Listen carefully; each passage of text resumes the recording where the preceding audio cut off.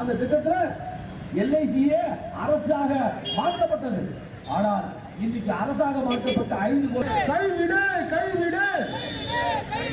தொழிலாளர் விரோத சட்டங்களை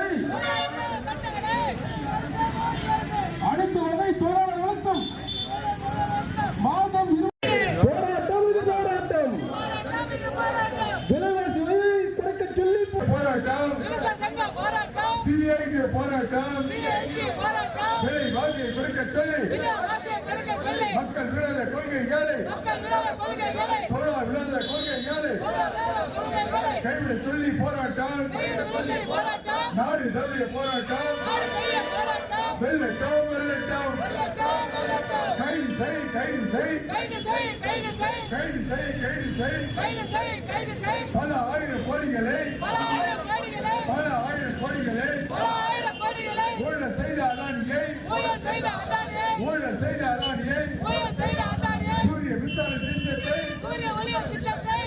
ஒளி திட்டத்தில் அமெரிக்காவில் ஊழல் செய்த அதானியை கைது செய் என்று சொல்லி போராட்டம் இந்தியா சீரழித்த அதானியை